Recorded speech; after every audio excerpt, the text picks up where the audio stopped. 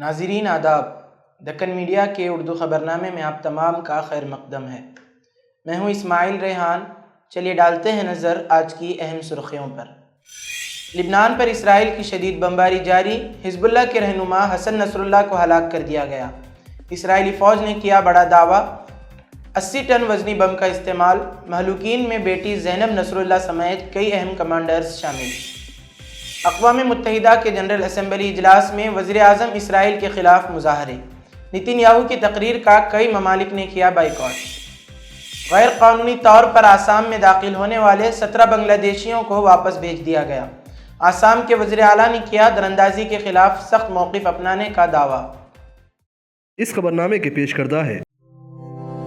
زندگی انمول ہے اور اس کی حفاظت ہمارا فرض، اور ہم اپنے فرض کو نبھاتے ہیں ذمہ داری سے۔ مسلم جنرل ہاسپٹل اب آپ کے تمام بیماریوں کا علاج ایک ہی چھت تلے۔ ہمارے ماہر ڈاکٹرز کی ٹیم اور اعلیٰ تربیت یافتہ staff world class health technology کے ساتھ 24 گھنٹے ایمرجنسی خدمات بھی موجود۔ Cardiology, diabetology, dermatology, endocrinology, pulmonology, urology, neurology, orthopaedics, paediatrics, ENT جیسی اور بھی سروسز بھی موجود ہیں۔ ہر طرح کے اسکینز اور ٹیسٹ کے لیے ایڈوانس لیبارٹریز بھی مناسب قیمتوں پر دستیاب ہے۔ آپ کی بہتر صحت ہماری پہلی ترجیح۔ مسلم جنرل ہاسپٹل، ٹولی چوکی، حیدرآباد۔ اب خبریں تفصیل سے۔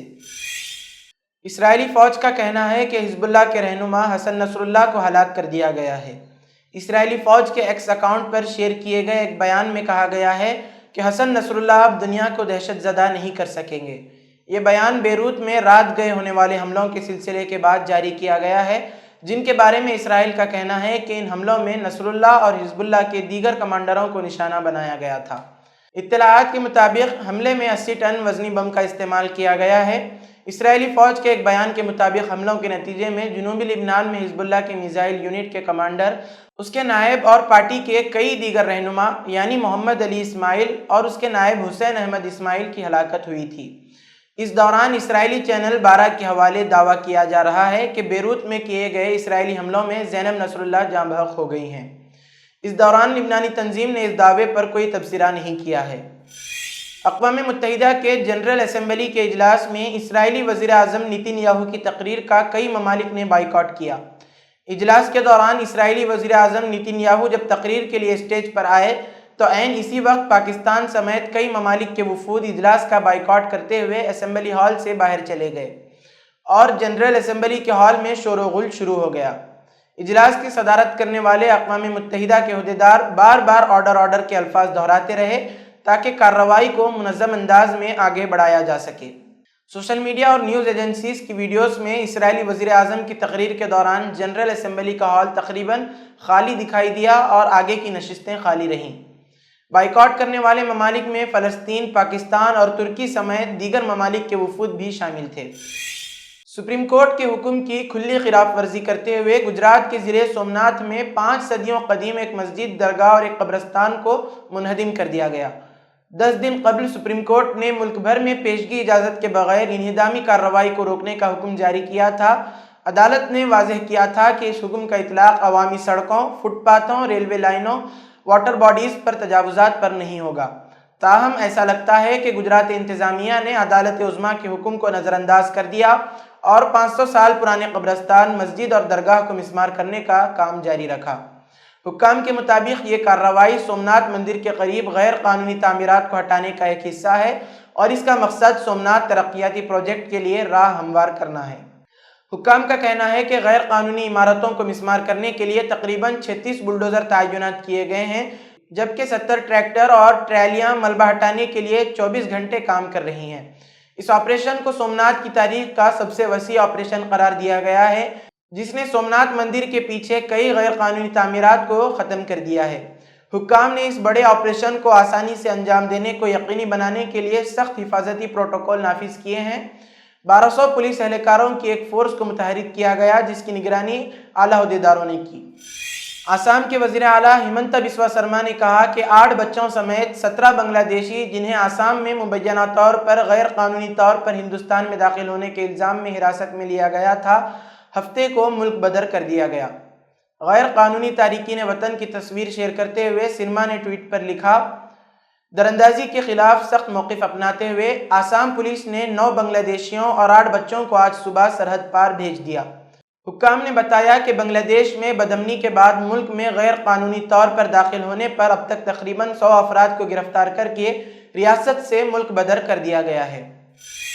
ملک کی مالیاتی دارالحکومت ممبئی میں دہشت گردانہ حملے کا خطرہ ہے۔ دراصل ممبئی پر دہشت گردانہ حملے کی خفیہ اطلاع ملی ہے، جس کے بعد سیکورٹی کے سخت انتظامات کیے گئے ہیں۔ پولیس فورس چوکس ہے اور ہجوم والی جگہوں کی خصوصی نگرانی کی جا رہی ہے۔ شہر میں مذہبی مقامات پر بھی سیکورٹی سخت کر دی گئی ہے اور لوگوں سے الرٹ رہنے کو کہا گیا ہے اور اپیل کی گئی ہے کہ اگر وہ کوئی مشکوک چیز دیکھیں تو پولیس کو اطلاع دیں۔ دہشت گردانہ حملے کے خطرے کے پیش نظر پولیس نے ممبئی کے پرہجوم علاقوں جیسے کراؤفورڈ مارکیٹ وغیرہ میں بھی فرضی مشقیں کی۔ تہوار کے موسم کے پیش نظر پولیس اضافی سیکورٹی لے رہی ہے۔ سیکورٹی ادارے دہشت گرد حملوں کے بارے میں انٹیلیجنس کو بہت سنجیدگی سے لے رہے ہیں۔ ریلوے اسٹیشنوں، بس سٹینڈز، مالز اور دیگر عوامی مقامات پر اضافی چوکسی برقرار رکھی جا رہی ہے۔ انسداد دہشت گردی فورس کو بھی فعال کر دیا گیا ہے۔ جموں و کشمیر میں ایک انتخابی ریلی سے خطاب کرتے ہوئے وزیر اعظم نریندر مودی نے کانگریس، نیشنل کانفرنس اور PDP کو شدید نشانہ بنایا۔ اس دوران مودی نے دعویٰ کیا کہ جموں و کشمیر میں پہلی بار BJP مکمل اکثریت کے ساتھ حکومت بنانے جا رہی ہے۔ ریلی سے خطاب کرتے ہوئے PM مودی نے کہا، جموں و کشمیر کے لوگ کانگریس، PDP اور نیشنل کانفرنس کے تینوں خاندانوں سے پریشان ہیں۔ لوگ دوبارہ وہی نظام نہیں چاہتے جس میں بدعنوانی ہو، نوکریوں میں امتیاز ہو۔ جموں و کشمیر کے لوگ دہشت گردی کے خلاف ہیں اور یہاں کے لوگ اپنے بچوں کا بہتر مستقبل چاہتے ہیں۔ دونوں مراحل میں BJP مکمل اکثریت کے ساتھ پہلی حکومت بنائے گی۔ مودی نے کہا کہ آج 28 ستمبر ہے۔ سال 2016 میں اسی رات سرجیکل اسٹرائک ہوئی تھی۔ ہندوستان نے دنیا کو بتا دیا تھا کہ یہ نیا ہندوستان ہے، یہ گھر میں گھس کر مارتا ہے۔ مودی نے کہا کہ کانگریس وہ پارٹی ہے جس نے ہماری فوج سے سرجیکل اسٹرائک کے ثبوت مانگے تھے۔ کانگریس وہ جماعت ہے جو آج بھی سرجیکل اسٹرائکس کے حوالے سے پاکستان کی زبان بولتی ہے۔ کیا آپ ایسی کانگریس کو معاف کر سکتے ہیں؟ کانگریس ان لوگوں کا کبھی احترام نہیں کر سکتی جنہوں نے ملک کے لیے جان دی ہے۔ اقوام متحدہ کے سیکریٹری جنرل انتونیو گوتریس نے غزہ میں جاری جنگ پر تشویش کا اظہار کرتے ہوئے کہا کہ بین الاقوامی انسانی حقوق کے قوانین کی کھلم کھلا خلاف ورزی کی جا رہی ہے۔ ان کا کہنا تھا کہ فلسطینیوں کو اجتماعی سزا دینا کسی بھی صورت میں جائز نہیں ٹھہرایا جا سکتا۔ اس دوران اقوام متحدہ کی سلامتی کونسل کے اجلاس میں گوتریس نے کہا کہ غزہ میں قتل و غارت کی شرح ان کے دور میں دیکھی گئی کسی بھی شرح سے زیادہ ہے۔ گوتریس نے کہا، غزہ میں قتل و غارت گری کی رفتار اور پیمانہ میرے سیکریٹری جنرل کے عہدے کے دوران کبھی نہیں دیکھا گیا۔ فلسطینیوں کو اجتماعی سزا دینا کسی بھی صورت میں درست نہیں ہے۔ انہوں نے اس بات کی نشاندہی کی کہ لبنانی سرزمین پر اسرائیلی حملوں سے بھی صورتحال مزید خراب ہو سکتی ہے، اور انہوں نے لبنان میں جنگ کے خطرے سے خبردار کیا۔ انہوں نے فریقین سے اسرائیل اور لبنان کے درمیان عارضی جنگ بندی پر متفق ہونے کی اپیل کی ہے۔ انہوں نے کہا، ہمیں فوری طور پر جنگ بندی کی ضرورت ہے اور ہم غزہ میں ہونے والی طویل مذاکرات کا بوجھ مزید نہیں اٹھا سکتے۔ انہوں نے اس بات پر زور دیا کہ خطے میں وسیع پیمانے پر جنگ کو ہر قیمت پر روکا جائے۔ غزہ تنازع کا مرکز بنا ہوا ہے اور اس تنازع کو ختم کرنے کے لیے غزہ میں پیش رفت انتہائی ضروری ہے۔ گوتریس نے غزہ میں انسانی بحران کی سنگینی پر روشنی ڈالی اور کہا کہ اقوام متحدہ کے 226 اہلکار مارے جا چکے ہیں، جن میں سے کئی اپنے خاندانوں کے ساتھ ہلاک ہوئے ہیں۔ انہوں نے ان ہلاکتوں کی تحقیقات اور جواب دہی کا مطالبہ کیا۔ اس کے علاوہ مقبوضہ مغربی کنارے بشمول مشرقی یروشلم میں تشدد بھی بدستور جاری ہے۔ انہوں نے کہا کہ 7 اکتوبر سے اب تک تقریباً 700 فلسطینی اور 14 اسرائیلی مارے جا چکے ہیں، جو گزشتہ 2 دہائیوں میں سب سے بڑی تعداد ہے۔ نئے بستیوں کی تعمیر، زمین کی ضابطگی، تباہی اور آبادکاروں کے درمیان تشدد مسلسل جاری ہے۔ بنگلورو کی ایک عدالت نے مرکزی وزیر مالیات نرملا سیتارمن کے خلاف جبراً وصولی کے الزام میں FIR درج کرنے کا حکم دیا ہے۔ بنگلورو میں عوامی نمائندوں کی خصوصی عدالت نے یہ حکم انتخابی بانڈ کے ذریعے جبراً وصولی کے الزام کے سلسلے میں دیا ہے۔ جنادھیکار سنگھرش پریشد JSP کے شریک صدر آدرش ایّر نے بنگلورو میں عوامی نمائندوں کی خصوصی عدالت میں شکایت درج کر کے مرکزی وزیر نرملا سیتارمن کے خلاف کارروائی کرنے کا حکم دینے کی مانگ کی تھی۔ انہوں نے شکایت کی تھی کہ انتخابی بانڈ کے ذریعے ڈرا دھمکا کر جبراً وصولی کی گئی۔ عرضی پر سماعت کرتے ہوئے عدالت نے بنگلورو کے تلک نگر پولیس اسٹیشن کو انتخابی بانڈ کے ذریعے جبراً وصولی کے معاملے میں FIR درج کرنے کا حکم دیا ہے۔ ACMM عدالت نے ایک حکم جاری کر کے شکایت کی ایک کاپی اور ریکارڈ تھانے کو بھیجنے کی بھی ہدایت دی ہے۔ FIR التوا میں ہونے کے سبب سماعت 10 تاریخ کے لیے ملتوی کر دی گئی ہے۔ وقف ترمیمی بل 2024 پر غور و خوض کے لیے تشکیل JPC کی میٹنگ لگاتار جاری ہے۔ JPC کی گجرات کے احمد آباد میں انتہائی اہم میٹنگ ہوئی، جس میں اس وقت ماحول انتہائی گرم ہو گیا جب ریاست کے وزیر داخلہ ہریش سنگھوی اور AIMIM کے رکن پارلیمنٹ اسد الدین اویسی کے درمیان زوردار بحث ہوئی۔ دونوں لیڈران کے درمیان وقف بورڈ کے اصول و ضوابط کو لے کر پہلے کچھ کہا سنی ہوئی، پھر بل کے کسی حصے کو لے کر تلخ بحث کا دور شروع ہو گیا۔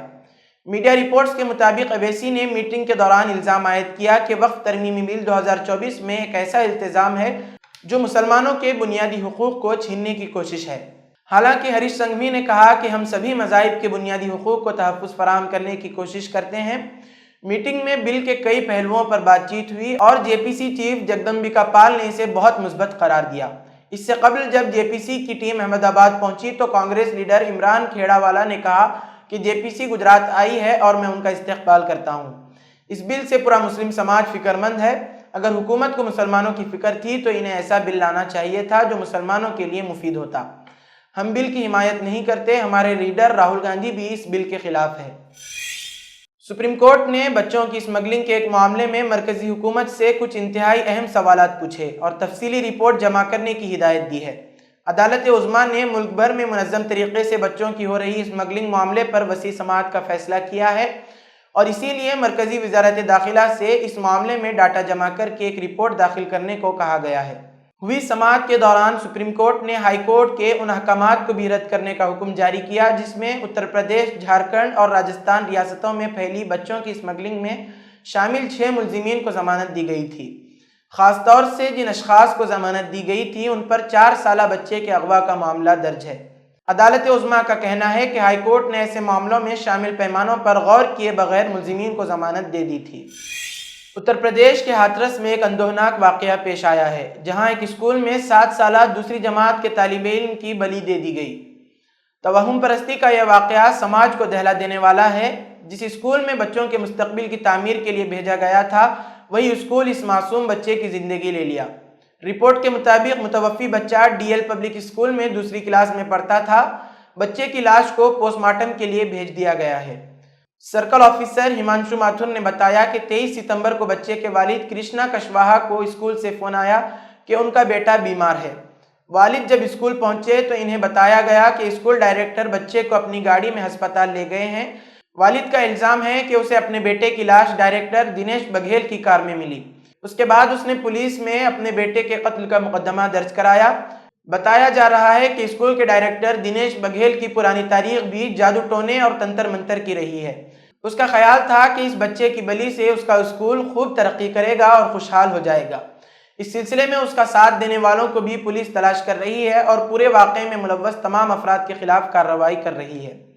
سہاپاؤ تھانہ پولیس نے دنیش بگھیل سمیت 5 افراد کے خلاف مقدمہ درج کیا ہے۔ سب کو گرفتار کر لیا گیا ہے۔ ان سے پوچھ گچھ کے دوران کیس سے متعلق نئی معلومات بھی سامنے آئی ہیں۔ ہاتھرس کے SP نپن اگروال نے بتایا کہ بچے کو توہم پرستی میں گلا دبا کر قتل کیا گیا کیونکہ ملزم کا خیال تھا کہ اس سے اسکول میں خوشحالی آئے گی اور مستقبل محفوظ ہوگا۔ پولیس کے مطابق بچے کو 22 ستمبر کو اس کے اسکول کے کمرے میں قتل کیا گیا تھا۔ پولیس کا یہ بھی کہنا تھا کہ ملزم نے پہلے 6 ستمبر کو ایک اور طالب علم کو قتل کرنے کا منصوبہ بنایا تھا جو ناکام ہو گیا۔ اس دن بچے نے شور مچایا۔ ملزم نے مبینہ طور پر بچے کا گلا دبانے کی کوشش کی لیکن وہ بچ گیا۔ طبی معائنے میں یہ بات بھی سامنے آئی کہ طالبہ کا گلا دبانے کی کوشش کی گئی تھی۔ تحقیقات کے دوران پولیس کو اسکول کے پیچھے ٹیوب ویل سے پوجا کا سامان ملا جس سے اس بات کی تصدیق ہوئی کہ وہاں تنتر منتر کی مشق کی جاتی تھی۔ پولیس کے مطابق اسکول کے لیے قرض لیا گیا تھا اور ملزمان کا خیال تھا کہ قربانی سے اسکول ترقی کرے گا۔ اسکول کے مالک کے والد مبینہ طور پر جادوؤں کے طریقے میں ملوث تھے اور ان پر انسانی قربانی کی منصوبہ بندی کا شبہ ہے۔ کانپور کے تاریخی گرین پارک اسٹیڈیم میں جمعہ کو جہاں کرکٹ کے شائقین 3 سال بعد بین الاقوامی کرکٹ ٹیسٹ میچ سے لطف اندوز ہو رہے تھے، وہیں اسٹیڈیم کے باہر ہندو تنظیموں سے وابستہ لوگ میچ کے خلاف احتجاج کر رہے تھے۔ ہندو تنظیموں کا کہنا ہے کہ بنگلہ دیش میں ہندوؤں پر تشدد کیا جا رہا ہے، ایسے میں بھارت کا بنگلہ دیش کے ساتھ کرکٹ میچ ہمارے لیے ناقابل قبول ہے۔ پرامن طریقے سے اس کی بھرپور مخالفت کی جائے گی اور بین الاقوامی پلیٹ فارم پر بنگلہ دیش کے مذموم عزائم کو بے نقاب کرنے کے لیے کام کیا جائے گا۔ خیال رہے کہ اس ٹیسٹ میچ کے خلاف پہلے ہی ہندو تنظیموں نے مخالفت کی تھی اور بنگلہ دیش میں تختہ پلٹ کے بعد ہندوؤں پر ظلم و زیادتی کا الزام لگا کر بنگلہ دیش کے ساتھ میچ نہ کرائے جانے کا مطالبہ کیا گیا تھا۔ یہی وجہ ہے کہ آج میچ کے دوران اسٹیڈیم کے باہر بڑی تعداد میں بھگوا جھنڈوں کے ساتھ جمع ہوئے اور جم کر بنگلہ دیش کے خلاف نعرے بازی کی۔ اس دوران سیکورٹی اہلکار بڑی تعداد میں موجود تھے۔ ہندوستان اور بنگلہ دیش کے درمیان دوسرا ٹیسٹ میچ جمعہ کو کانپور کے گرین پارک اسٹیڈیم میں شروع ہوا۔ اس 5 روزہ میچ کے پہلے ہی دن جمعہ کو ہندو نواز تنظیمیں بنگلہ دیش کے خلاف احتجاج کے لیے اسٹیڈیم پہنچنا شروع ہو گئیں۔ اس پر پولیس نے پریڈ چوراہے کے قریب کسی کو آگے بڑھنے کی اجازت نہیں دی اور ہندو تنظیموں نے سڑک پر ہی کرکٹ میچ کے خلاف احتجاج شروع کر دیا۔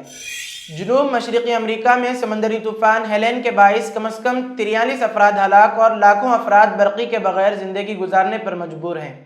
حکام نے کہا ہے کہ سیلابی پانی میں پھنسے لوگوں کو نکالنے کے لیے کشتیاں، ہیلی کاپٹر اور بڑی گاڑیوں کا استعمال کیا جا رہا ہے۔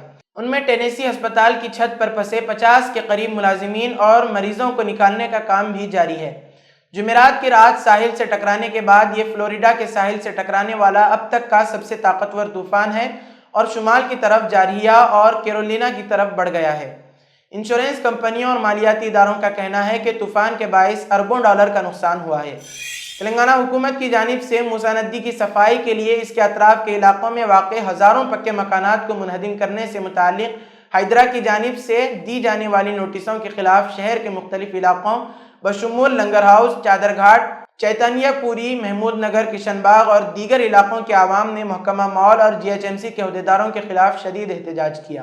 سینکڑوں کی تعداد میں پریشان حال افراد، جن میں برقع پوش خواتین بھی شامل تھیں، انہوں نے وزیر اعلیٰ ریونت ریڈی کے خلاف سڑکوں پر مظاہرے کیے۔